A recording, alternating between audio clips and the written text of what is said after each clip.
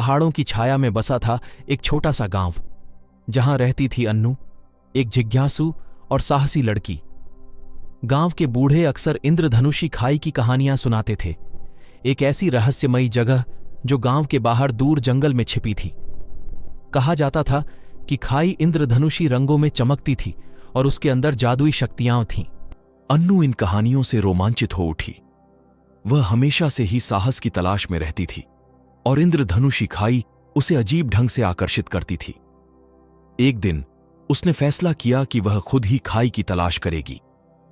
सुबह होते ही गांव के बड़ों की चेतावनियों को अनदेखा करते हुए अन्नू जंगल की ओर निकल पड़ी।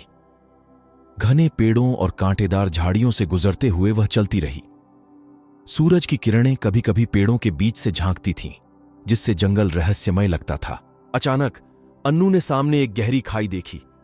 खाई की दीवारें सातों रंगों में चमक रही थीं, बिल्कुल वैसा ही जैसा कहानियों में वर्णित था। वह मंत्रमुग्ध होकर देखती रही। तभी खाई के अंदर से एक कोमल आवाज सुनाई दी। नमस्ते अन्नू, आवाज बोली। अन्नू चौंक कर पीछे हट गई। आवाज कहां से आई थी? उसने झांक कर देखा तो खाई के नीचे एक चमकीली तितली बैठी थी। उसके पंख इंद्रधनुषी रंगों में चमक रहे थे। तुम कौन हो? अन्नू ने थोड़ी घबराहट के साथ पूछा। मैं खाई की रक्षक हूं, तितली ने कहा। तुम्हारी हिम्मत की परीक्षा लेने के लिए ही मैंने तुम्हें बुलाया है। अन्नू हैरान रह गई। परीक्षा? कैसी परीक्षा?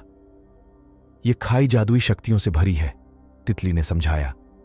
लेकिन ये शक्तियां केवल उसी को मिलती हैं जो साहसी और नेक होता है।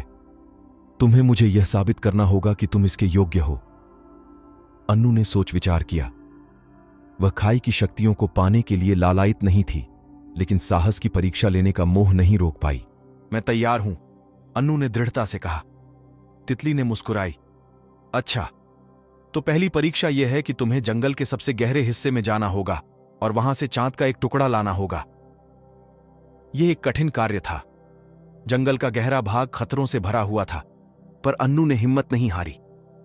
उसने जंगल को पार किया, जंगली जानवरों से बची और अंत में चांद के टुकड़े जैसा चमकता हुआ पत्थर पा लिया।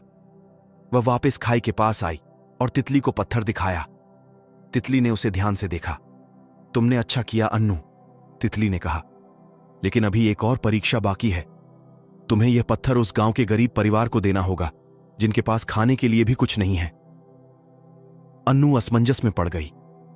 वह पत्थर को अपने पास रखना चाहती थी, लेकिन तितली की बात भी सही थी। आखिरकार अन्नू ने अपने दिल की सुनकर फैसला किया।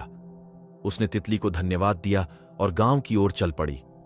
वह गरीब परिवार के घर पहुंची और उन्हें पत्थर दे दिया। परिवार आश्चर्यचकित थे। उन्होंने अन्नू को बताया कि यह पत्थर असली चांद का टुकड़ा नहीं था, बल्कि एक जादुई हीरा था जो उन्हें भोजन और आश्रय प्राप्त करने में मदद करेगा। अन्नू को एहसास हुआ कि असली परीक्षा दूसरों की मदद करना था, न कि जादुई शक्तियां प्राप्त करना। उसने सीखा कि सच्ची ताकत दयालुता और निस्वार्थ भाव में होती है। अगले दिन गांव के लोग अन्नू को जंगल से लौटते हुए देखकर खुश हो गए। उन्होंने उसकी हिम्मत और नेकदिली की प्रशंसा की।